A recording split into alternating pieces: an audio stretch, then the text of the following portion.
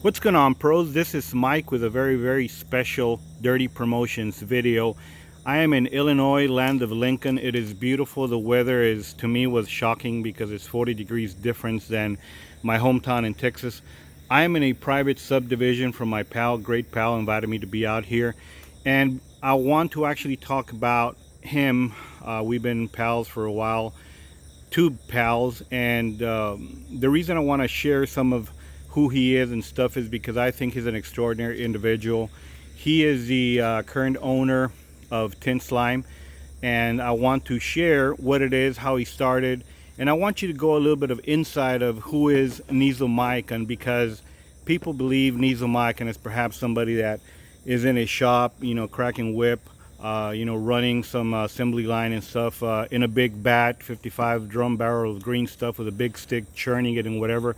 That is long not even farther from the truth, right? So right now I have my very good pal, Mr. Niso Mahihkan. Niso, how you doing? Good morning. Good morning. I want to actually start with Niso Mahihkan, how the name come about. It's interesting, very unique name, and everything about your business venture, how you started, how did you start, where'd you go to high school, and all your nice endeavors, because nobody knows the real Niso. I know a little bit about him. I've gotten to know. Thank you for letting me stay in your home No problem. the last 2-3 days, and it's been wonderful. So let's get started. Who is Niso Mahihkan? How did it all get started? Well, we got to go all the way back to 1975. That's when I was born. In 1975 was 4 years before the passing of the ICWA, which is Indian Child Welfare Act, which essentially was an act passed by the United States government to prevent the United States government from kidnapping Native American children off of reservations and illegally adopting them out to white families or putting them in border schools. My mom is white. My dad is a Ojibwa Cree from Turtle Mountain Band of Little Shell Indians. They're out in Montana on Rocky Boy. Make a long story short, I don't know what my birth name was. It was destroyed when I was adopted away. I say illegally adopted away, but at that time it was legal. So I don't know what my birth name was. My name, Michael Shane Moore, which some of you people may know me as, was given to me in 1981 when I was 6. So I grew up and eventually discovered my true heritage and my family and found them on Rocky Boy Reservation and met my grandmother. In 2006, she gave me an Ojibwa Plains Cree name in that language, which is Niso Mahihkan, which translates to two wolf, meaning two is one. So I am white and indigenous, but I am one person. So after talking over with my family in 2014, I changed my name legally to Niso Mahihkan. I don't know what my birth name was, so most of my life I was Michael Shane Moore. I write under Michael Shane Moore. I'm a writer for TV and film. I'm sure Dirty will ask questions about that, but that's where Niso Mahihkan came from. Well, what about, Tint Slime is a company that you own now, but there was an Niso Mahihkan before. I think you told me already. A cop, Yes. a coach, all these kind of great things that have nothing to do with business, your business ventures. How do those come about? Well, so Army and all that stuff. I think you told me military now. sure. So um, to segue and tie it all in, and when I was 10 years old, I was in a really rough place. I was in a home, well, had addiction, and I just wasn't a good point. But overall, I wasn't in a good place. And a cousin got the game Dungeons and Dragons for me, which is a pretty nerdy game. I'm a nerdy guy, and I went from not having a real good image of myself to being a hero, a wizard, or a mighty king. And I started developing a world called the Abysswalker world. And so I get through high school. Had some really rough spots at high school. I was a young teenage runaway. Sometimes if I couldn't stay at a friend's house, I'd sleep in unlocked cars. And so one time I was 15, I got my first job at Harmon's IGA. Joe Ward, who is a family friend, his wife actually helped me find my family, my indigenous family, for the first time. But so I went through school, worked a couple jobs, 2 jobs at the same time to get through school, and I realized I couldn't afford college. I went in the military to pay for college. I joined the United States Navy and participated in campaigns under Stand Nat Forlant, which is Standard Naval Forces Atlantic, Secure Democracy and Provide Hope. And that was the time, that was in the early 90s when Milosevic in Bosnia was doing the genocide of his people, and essentially disarmed the people. He was an armed despot. And I I got out of there and went to college. And GI Bill didn't pay for a lot of money, and didn't give you a lot of money when you were in college. And I had enough to make my car payment and get my tuition and stuff. There wasn't a lot of money after that. So I worked and often didn't have enough money for food. It was, you know, college books or gas to get back and forth from school. So I went to a community college. And I knew that I wouldn't go really anywhere in life. I had to have that college education. So sometimes I dumpster dove. Sometimes I begged free donuts from the cafeteria girls. I would tell them, well, I'm going to school for law enforcement, so I got to get my practice in on the donut. So they would give me the man, that's a nice line, bro. yeah, they would give me and they were good looking too, you know. Yeah, they would give me the free donut. So I got through school in 1997. I got my first police job, and I worked from 97 to 2008 in law enforcement. So it was a pretty good career, about 11 3/4 years.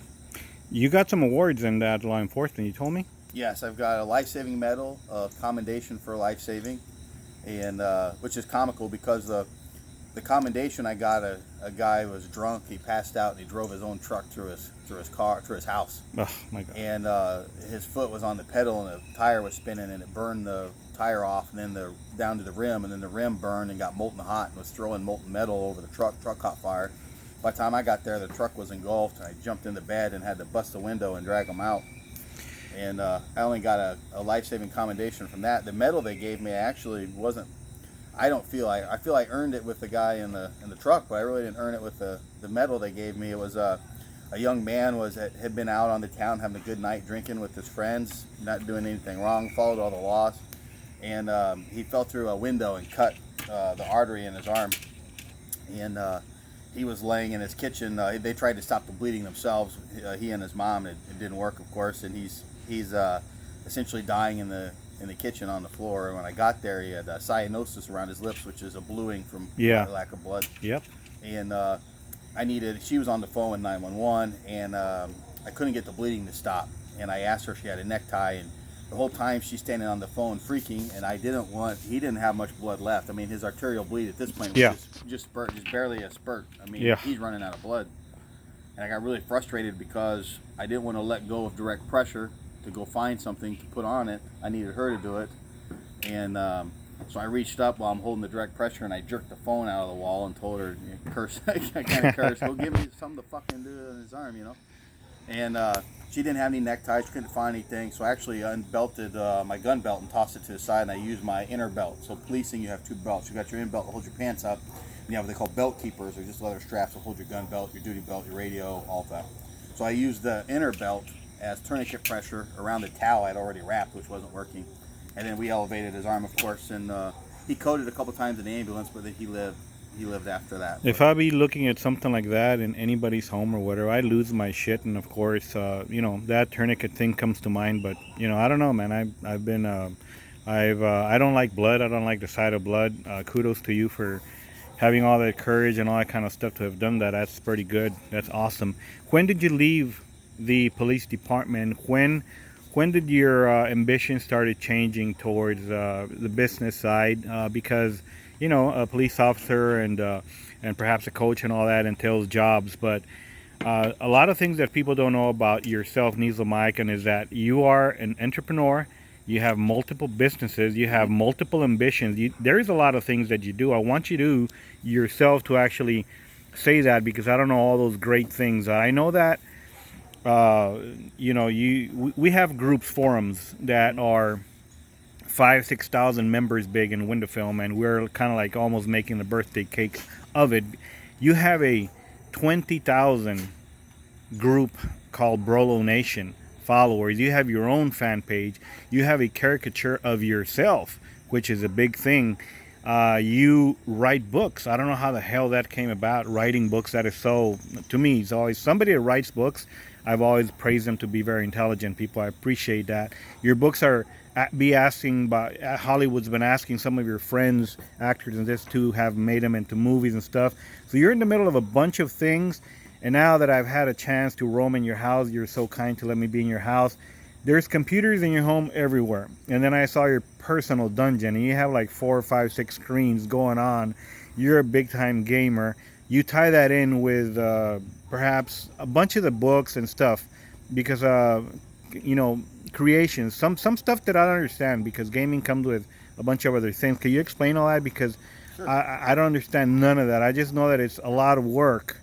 And yeah, go ahead. Well, I got to go back to I already covered before. I became a nerd and played Dungeons and Dragons through high school and stuff. And I was also an athlete. I played sports on a Friday night after the games and stuff. Instead of going and chasing girls and drinking, I went with my nerd friends and we rolled dice and killed dragons. So I had a little bit of different worlds. We called ourselves jorks. We were jocks and dorks at the same time. A little inside joke between us. We all laughed. But so we fast forward to September 10th, Saturday, 2004, and I was at a carnival in my hometown called the Lions Carnival, and I'm sure other towns have Lions Carnivals from the Lions Club. And I was talking with one of the police officers there, and he said he'd applied to work in Gillespie, which was the town I was in, and I told him, his name was Chris Rogers, and I said, Chris, I said, I had to work later that night on a shift, but I said, Chris, I said, hey, you're coming down to Gillespie. It's there's a lot of, it's a small town, but there's a lot of population. There's 5, 6, 7 small towns that surround it. Yeah. And Gillespie is kind of the hub for them. They go there. It can be rough. Yes. Like you better be ready to roll up your sleeves and bust up your knuckles. Yeah. And so that night we got a call around 11 p.m. 911 hang up. And we went there, we responded there. I won't give you any names or anything. No, that's cool. But, of course, I guess you could find it through FOIA. But I responded there, and a woman had claimed that her husband had threatened to kill her and displayed 2 folding knives. She gave us a big, long statement, described the knives, the color of the knives. And he had threatened to kill her, and he was angry at an extramarital affair she had had. And so he was a truck driver over the road. He had come home, and but she didn't want to press charges. So there really wasn't a whole lot we could do at that point. We wanted to look for him, of course, and interview him, but at that point, it's difficult. She was not injured. It was only threats. So that was September 10th. So 3 minutes into September 11th, we've got a second 911 hang up at that residence. Yes. I was the first to respond. When I got to the scene, I could see the front door was open. Looked like it had maybe been kicked in. Yeah. And I could see 2 people kind of dancing around a table, almost like a cartoon. One would go one way, one would go the other way. And I jumped out. I called out what I saw. And I jumped out in advance. I hit the air horn, actually, because I wanted to disrupt. Yes. If he was trying to kill her, I wanted to disrupt that. So I hit the air horn, the siren real quick, the whoop, and then he turned and saw me and then fled towards the kitchen. And I had been in that home before from disturbances, so I knew that there was a back door. Yeah. Well, at that time, this was 2004, I had been playing semi-pro football, AAA ball for the Central Illinois Cougars for some time. So yes. I was in great shape. I ran a 4.59 40. I was 235 pounds. Good shape. I'm old and fat now, but I was in good shape. And he fled out the back, and I called out foot pursuit, and I ran around the back, and I saw him. And essentially, I chased him when he was running. I saw him reach down, and I seen him go like this, and I thought he was throwing dope, and it was night. And in policing, your focus is always apprehend. Yeah. Right. A lot of times you don't focus on your own safety. It's foolish. And I thought he was throwing dope. It would be difficult to prosecute because it's nighttime. There's no way they could say what I saw was dope. Yeah. I really didn't see what he threw. I just saw he looked like he made a throwing motion. So as I closed the distance, he couldn't outrun me. I think I even taunted him and said, "You can't outrun me." Yeah. Maybe threw an expletive in there. I don't recall specifically. And then he put his hand in his pocket again, but it was the other pocket. And that's when I tackled him. And my momentum carried me over the top of him. Yeah. And then when we stood, he took a really crappy punch, like a swing. And it struck me right above my duty weapon. Yeah. I thought he was going for my gun. I grabbed his hand, and we twisted it. And when I lifted it up, I saw something fall from his hand. It was long and cylinder. And this is nighttime, though, so it's still hard to see. Yeah. And I saw blood. And I thought, well, this guy, he just tried to stab me. And we got into a fist fight while I was trying to apprehend him, and he didn't fare well. I was very in shape, very strong, and I grappled in school. I was competent on the ground. Got him handcuffed, and we took him back in the police car, and one of the officers says, "Your shirt's torn." And so what had happened, to make a long story short, when he was fleeing, the first one was not a throw. He had to flip open a knife. Oh, shit. And if you'll recall, her earlier statement, she said there were 2 knives, 2 folding knives, a red one and a black one. and she flipped, or he was trying to flip the knife open, and it fell out of his hand. So he went to the other pocket for the other knife. Yeah. And that's when we collided. And when he stabbed, he didn't have a chance to flip it open good. So when he made the stabbing motion, it hit my bulletproof vest, didn't penetrate my vest. Wow. But the knife didn't lock either when he flipped it. So it closed on his own hand and cut his hand. Oh, which is shit. where the Damn. blood come from. And so he did not fare well in our altercation after that. And did that make you change your mind of wanting to be a cop or no? yeah, at that point I knew, and I was a single parent. I was raising my infants. I'd raised my infant son from '99. Yes. I had physical custody of him, and that's when I knew I got to find a different line of work. Yeah. And so I struggled with night terrors. Yes. It wasn't like combat PTSD. It was a lot different because in policing you have you over time I believe all cops get it, is you develop a hypervigilance where a lot of men have it anyways, just growing up being a man and constantly, a lot of people don't realize men are always looking at other men, sizing them up. That's normal. That's welcome to being a man. But in law enforcement, you're sizing up everything, even if no one is around. You'll see police like to sit with their backs to the walls in restaurants. They're looking at entrances and exits. They're trying to see everyone that walks in. What do they have in their hands? Scope everything out. Sure. So and they do that off duty and on duty. So that's a hypervigilance. But I think when you couple hypervigilance with the incident that I incurred, it created the perfect atmosphere for night terrors. So I just couldn't sleep. Every time I would sleep and I started to get an REM sleep, I'd have a night terror and wake up. So it was really exhausting. And I knew that I needed to get out of law enforcement. That was the end of that.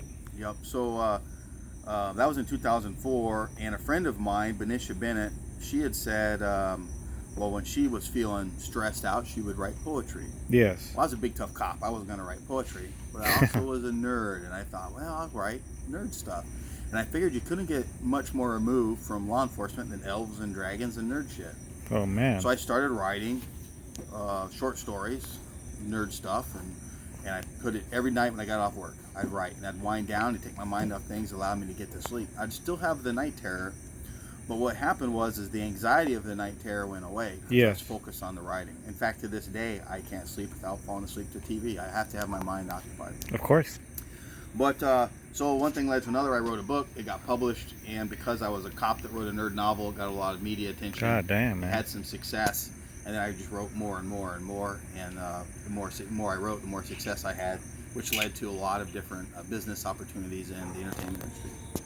And when did Tint Slime come about in your entrepreneurial world? Sure. So I was well established as a writer. I'd done song lyrics for Sony Right Records, Universal. I heard some of your songs in your truck. They're pretty nice. Yeah. So I've done comic books for iHero Entertainment. IDW artist from Cassell Studios. Gary, I did art projects for him. Was optioned for a TV show called Vindicated Incorporated, and the graphic novel did come out. The TV show didn't come out. I'd assisted in production of several things, like the movie Yesterday Was a Lie, which is a small indie film. Yes. I've done a lot of stuff, and so I'm established. And my wife was killing herself as a graduate nurse at the Maryville Hospital, and I said, you should start a t-shirt company or something. That's got good synergy with what we're doing. Yes. I go to all these autograph appearances across the U.S. We get paid to fly out there, and you could sign books, sell books. You could sell t-shirts and stuff. So she started. She partnered with a friend and started a small t-shirt company, and she rented the space in the back of the company, Guardian Graphics, which also at that time owned Tint Slime. Sure.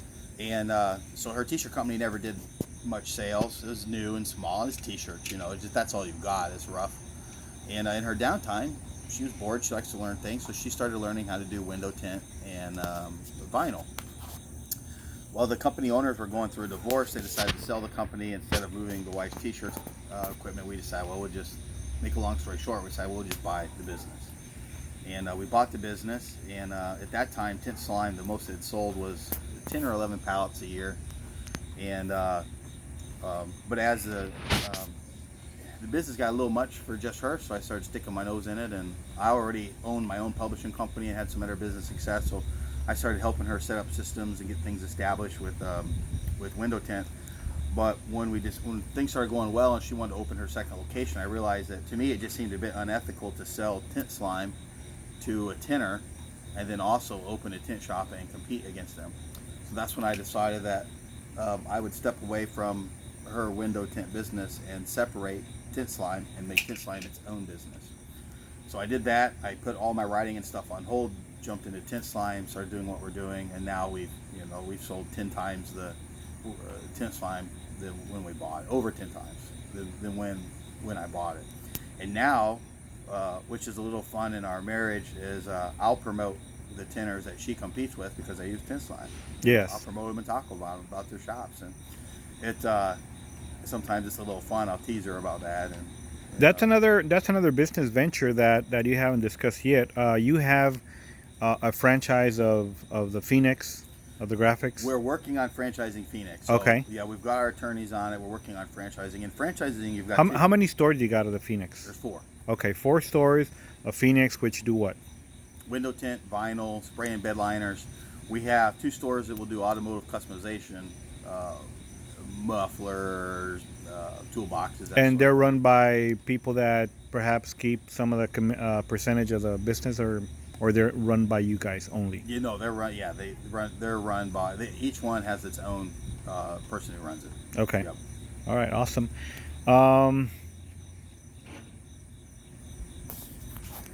I know that people, just in following forums and stuff like that, have talked about Tint Slime old, Tint Slime new. And they've said that Tint Slime somehow has changed, or people ask if the formula has changed and all that kind of stuff. And I know I followed your responses and all that kind of stuff, and you said you haven't tinkered with them. I know that the mastery of your marketing has gotten, Tint Slime to be the world's most famous mounting slip solution in the world. I know it's the most famous. It's just everywhere. It's phenomenal, and I don't know who got it there, but if you have moved from 10 pallets to 10 times more pallets of moving that stuff, and also tell us what countries, because people do not know that. They think that, perhaps, well, the American distributors have it. How many countries is Tint Slime in? We're pretty much worldwide. Everything from Australia to Far East to Europe, Canada, South America. That is quite an accomplishment. That is a lot of material. And of course, from being a cop to being a writer, you have to do a lot of research into how the hell to distribute a product. I know we had discussions before. How do I ship to a country that freezes my product? I don't want it to freeze. What's the chemistry behind it, that if it freezes, detrimental, yes, no. So you have to experiment, monkey a lot with, and of course, overcome a lot of battles that have to, you're learning on the fly here. Yes. Definitely. From being a book writer to being a Tint Slime guy that works to develop and improve product, it's not the same fucking pony. I spent about a year just learning the chemistry of it, Tint Slime, and how it works, what's in it, or, what are glycols and how they react, what's SLS, why doesn't Tint Slime have SLS, why is that bad, what's lanolin, why is that bad, what's the pH? For example, the pH on your skin is 5.5. The pH of most dish soaps is 9 or 10. And Tint Slime's 8, which is the same as tap water. So, why do I want Tint Slime's pH at 8? Why is it at 8? What does it mean when your skin is 5.5? What is, so I had to learn all of those things. And that was pretty challenging. But I like to learn things, and that was a lot of fun. And in fact, in studying those things, trying to solve the phasing problem. So it really wasn't a problem, but we thought that it might be. And then you talked about freezing. So we knew, we froze Tint Slime and thawed it out, and it didn't phase. And phasing would be where it separates. Of course. And it didn't phase. And what I was worried about was it being shipped far, multiple times, changing shippers, freezing and thawing and freezing and thawing. So we froze and thawed it a zillion times. And it never phased, which worked out really great. And we didn't have to change the product or re-engineer it, which I suspect during that process, I like to talk about the things I'm working on. Yes. Sometimes we'll talk about things that never happen. I've talked publicly about creating the Tint Slime Arctic for our cold weather installers. Yes. But so far, what I've discovered is that right now, there's not that much of a benefit for the increased cost. It would cost the tinners more to do a Tint Slime Arctic, for me to make it and them to buy it, than it would be to overcome cold weather. Did you say Tint Slime Arctic? Right. Tint Well, Slime. goddamn, you already got a name for it. You haven't Yeah, I've developed talked it. about it. Yeah, I've talked about it. So I talk about things. Sometimes the things I talk about happen. Sometimes they don't. And I don't bullshit anybody. Hey, I'm looking at this. And the other thing too is I call it in the entertainment industry. I call it fan sourcing. Right. So in this, essentially, where you put an idea out and your fans tell you what they like, what they don't like. It's almost like a massive focus group. And people have great ideas, and people that use your product use it in ways that you can't even imagine. For example, I know a guy named Mike Sanchez, nicknamed Dirty, who used spider spit to install window film on a window. It was never intended for that. Well, you got to test. You got even if you develop Tint Slime for applying on window film and stuff, I use the Ultra for applying PPF. And let me tell you why. It has nothing to do with trying to blow smoke up anybody's ass or nothing. It has nothing to do with that. I know about what you said, that Tint Slime Ultra has developed, and I see that it's somehow it evaporates a lot slower, this, that, and stuff like. I said, look, I need something that would go under PPF that will last a little bit longer. But since I did that video on the pull test, I go like, whatever it has that makes it not evaporate and give out and makes my PPF move around, but in the end result, I tack my PPF and it's gonna do what it did on the pull test. This fucking thing is a winner for me here. Sure. So I used it for where it was not intended, and up to this day I do, until you fucking developed spider spit. Then I was blown away. I didn't use spider spit initially. I asked you for a sample, you sent me a sample. I didn't use it initially. I use it for tail light filming, and man, it's such a heavenly product to use with tail light filming. I don't like to do too much tail light filming because of the curve of, I don't use air release, the good expensive stuff that a lot of colleagues use, but I use traditional stuff that's not air release, so I must apply it wet. And when I started using this spider spit, man, it's just godly scent. It's a very good product. I don't know where you bought it, how you developed it, how it came to be. You don't have to say it, but it is a phenomenal product. I think you developed it in a very perfect time that PPF is barely tip of the iceberg. People are learning. Eventually it'll be to where window film is right now. Hopefully not too soon so that people can milk more money out of it. But yeah, and if people find it and use it, they're going to have the same experiences that I'm having. One of my very, very, very good teachers, Ron Harris from San Antonio, he has been monkeying around. He's a very advanced PPF installer. As a matter of fact, he's been in collabs to where they asked him to create products, like you said, think groups and whatever of this and that. So through trial and error, he's experimented. And a long time ago, asked me, what do you think about, I'm having a lot of problems with, Johnson shampoo and PPF many years ago. That's how I met him. And I said, bro, try Joy. You will fucking thank me later. And then that happened, and sure enough, he couldn't rave about it, made videos about it, put them online, Joy for the PPF. Then came your product that I tested, and I never used it on PPF. I used it on tail light, and then, because I don't get a lot of PPF jobs. Then I got a PPF job, and I didn't know the ratio. It didn't say on the sample bottle, so fuck me, fuck my life. Let me try it out. So I tried monkeying around with different ratios. I found what I really loved, and I said, I must tell my friend Ron. So when I go to Ron's to take very, very, let me say it again, very, very, very advanced PPF training classes, not fucking monkey around, $1,000 a weekend, none of that. It's super advanced. I mean, $15,000 I would pay for these classes. And I told him, I took the gel and I told, try this out. It'll change your life. And I said, nah, I really don't think so, Mike. I mean, you already set me on this one. I think this is the thing. Up to this day, he bought a gallon from you. Up to this day, he uses spit, and he really likes it. And I asked him somebody asked me about Joy, and since they're already using Joy, or they want to use Joy, what is the ratio at? Mike, I forgot. It's been such a long time since they used Joy that now I'm using a spider spit. I already forgot the ratio. And you know what? That's okay. It's irrelevant. Let me just tell them to use spit. It just dawned on me. Let me go ahead and connect it with some other person, So anyway, that's, to me, is like those products that you're developing. If they'll be mediocre, meaningless, useless products, all the professional people that use them, Thomas Shadowski in Canada, in fucking freezing Canada, many, many others. I mean, just go to any fucking tint board and say, slip, and you'll have a variation of stuff. But you have your market share, and these are professionals. If these professionals would know for a fact that your product is shit, they would call it on you. You have a good product, you have a great product.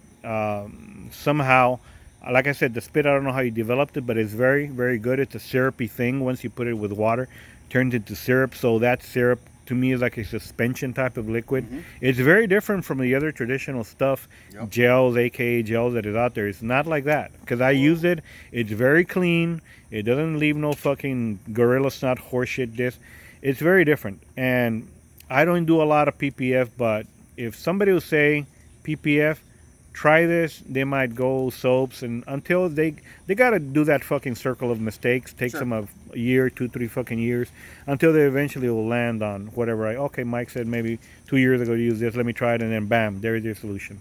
So how is it made? If you want to share or not, or if it's too hard of a chemistry to understand, well, don't say it then. I'll start with a little story. So we had a guy in South Africa, and he bought from GDI. Yes. And he would buy a lot of Tint Slime, and I met him through the boards, and I can't remember his name. I'm a terrible friend.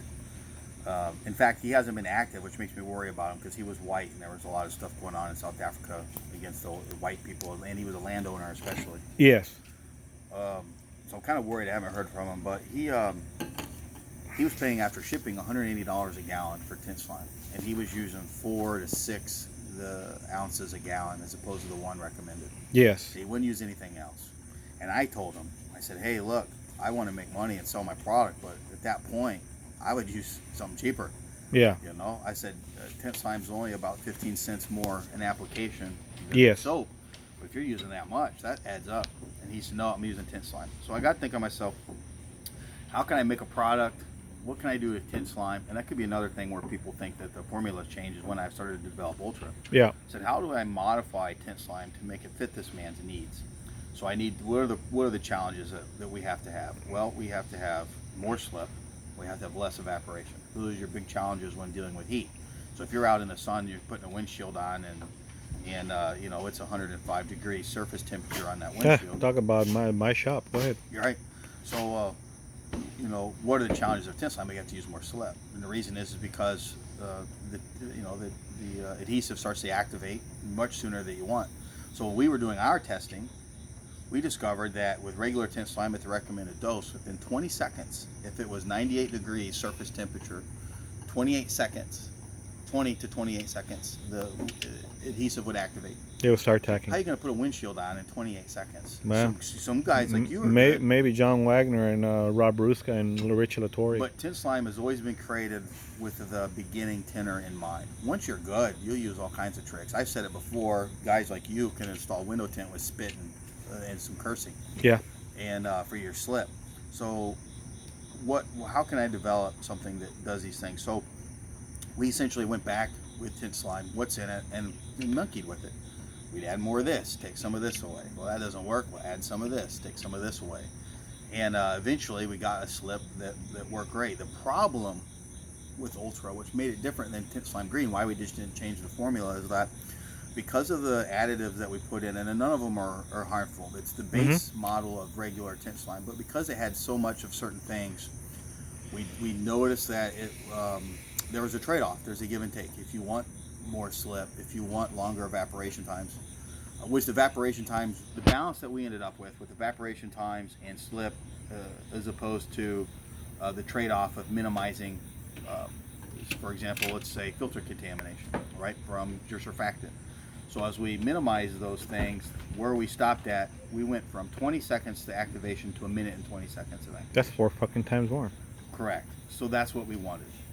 Initially, we were going to call it hot or dry. Yeah. And all of our test products, when we call it a hot or dry, people were getting confused. Oh, yeah. And I was there in the initial developing stages. You even suggested, well, call it something like Ultra or something like, more power plus, Tint Slime plus. And so we reached out to a lot of people. Some were having confusion, and the general consensus, the overwhelming consensus was Ultra was better. So we went with Ultra. In fact, The distributors, when we sent testing to them and their codes to us when they order it, still have not changed and say hot or dry. Even though I send them emails all the time, this is not hot or dry. Hot or dry doesn't exist. So we came out with Ultra. So now we're going to segue into Spider Spit. So Ultra was great. Some of the benefits we didn't figure on Ultra, because you find out things that work great. New tinners with one-ply films. Right? So your thin films, your Koreans, your Panaflex, those sort of films. So when you're doing a windshield with those, the new tinners, they push too hard and they crease the film. Because they're accustomed to either a thicker film or they're just inexperienced and they're pushing too hard. We discovered a side benefit with inexperienced tinners was with Ultra on a windshield, on those thin films, they didn't crease nearly as much. So that was a benefit that we didn't plan on. So some new tinners like Ultra, and they need more time. They need more time putting it on. You have, as people have seen me already post videos of godly, talented installers that do film installations in 20 minutes, 30 minutes, 35 minutes. Then we have our traditional tinners that do, like myself, an hour and 20, hour and a half and stuff like that. So all these slips do help in different ways. You know, Sure. if somebody says, hey, it's tacking one way or tacking another, you know, that helps it. Well, yeah, someone once told me that, a slip is good for all types of installations. And that couldn't be further from the truth. Every installation is different. Every installation. Well, I'll be the first one to tell you that Tint Slime does not work for all my films. Sure. It works very, very, very good for most of the films, but in particular, there's one window film that I will not name. I do not want to give them any props, but I want to mention that it's a film that has been failing, and I'm going to take out of my lineup as we speak, and I think people will know what I mean by that. That film does not like dish soap. That film does not like baby shampoo. That film does not like anything. It won't glide. The adhesive, which is a quick release adhesive, is just horrible. You start applying it and it's already drying, it's already tacking to the glass. I don't know why. I mean, I know that some dish soaps have a little bit of alcohol, etc., that I see in their ingredients posted by the manufacturers. So that might be a thing, right? The only thing that has worked on this has been Tint Slime. Seriously, I'm able to put it on there. It glides. I think I've told you before. It's a type of a fucking roller bearing type of slip, because people, when they talk about a slip, people want to see fucking suds. It's a fucking visual thing. They want to see suds. If I see suds, I'm slipping. Well, be careful what you wish for, because a lot of suds and a lot of over stuff that is put on film, it's going to be left behind. What's going to happen? How's it going to break down? And if it breaks down, is it going to break down inside window film? How will it affect it? Blah, blah, blah. We don't know. I've installed film for fucking decades with dish soap and etc. I cannot attribute one failure or another. I'm not a scientist. I can only say that, for me it's worked, but failures, whether they're premature or not, I do not know how to attribute to that. But with your stuff, I can surely say when you fucking spray it on, it looks like hydrophobic. It looked like, fuck, man, there ain't nothing there. Wet all the film, all of it, completely. Wet the window, put it on. It's like roller bearing technology. It doesn't need to make foam. It doesn't need to make shit. It doesn't need to make nothing, and it's working. That, to me, is sensational. Let me tell you something additional while I'm here. A lot of people criticize you. They say, well, you fucking inherited Tint Slime. You haven't done shit with it. All you did is inherit a product. But now that we're speaking about, you monkey with Ultra and created. Sure, we did the same. That is your 100% Absolutely. baby. Sure. You monkeyed and created Spit. Yes. I'm telling you, I'm using it, and it works very well. That's your baby, your product, 100%. So even if you wanted to sometime back, you could have created Tint Slime anyway, if it would have been. But your deal first as entrepreneur, you